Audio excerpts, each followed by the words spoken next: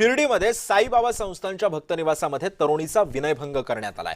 भक्तनिवासामध्ये तरुणी एकटी असताना सफाई कर्मचाऱ्यानं हे कृत्य केलंय। आरोपी अमन पठाण भक्तनिवासातील कंत्राटी सफाई कामगार आहे। पीडितेकडून शिर्डी पोलिसात विनयभंगाची तक्रार दाखल करण्यात आली आहे। आरोपी फरार आहे। साईबाबा संस्थाननं त्याला निलंबित सुद्धा केलेलं आहे।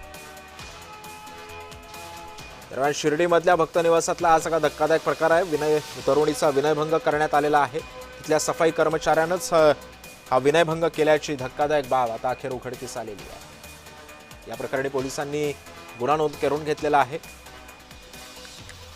तरुणी भक्तनिवासात एकटी असताना सफाई कर्मचाऱ्यानं हे कृत्य केलेलं आहे।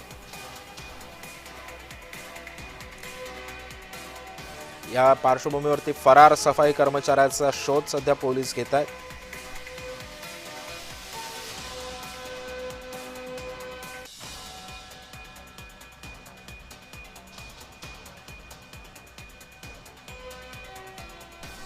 आणि या सगळ्या संदर्भामध्ये अधिक माहिती जाणून घेऊयात। माझा सहकारी जयेश सावंत आपल्या सोबत आहे। जयेश, आपण बघतोय की भक्तनिवासामध्ये सुद्धा मुली सुरक्षित नाहीयेत। याच्या आधी तर रस्त्यावर फिरणं सुद्धा कठीण होतं, आता भक्तनिवासामध्ये सुद्धा या मुली सुरक्षित नाहीये। कशा पद्धतीने पोलीस तपास करतात आणि या आरोपीचा शोध लागलाय का?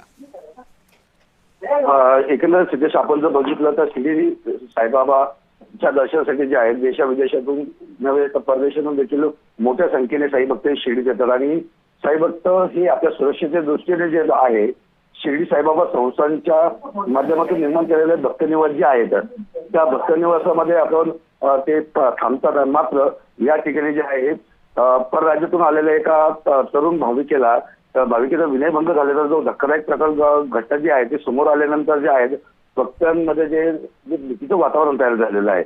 या संपूर्ण प्रकरणामध्ये या ठिकाणी भक्तनिवासामध्ये सफाई कर्मचारी म्हणून जो कार्यरत होता अमन पठाण नावाचा जो कामगार होता, त्यांनी या परराज्यातील जे आहे या भक्त महिलेचा जो आहे विनयभंग, त्या तरुणीचा विनयभंग केला आणि प्रकार जो आहे तो समोर आल्यानंतर तात्काळ या संदर्भात जे आहे शिर्डी साईबाबा संस्थान नक्कीच जयेश, त्यामुळे एकंदरीतच या सगळ्या पार्श्वभूमीवरती पुन्हा आता पोलीस कशा पद्धतीने तयारी करतात आणि हा तपास कसा करतात हे सुद्धा पाहणं महत्त्वाचं ठरणार आहे। धन्यवाद तुम्ही दिलेल्या माहितीबद्दल।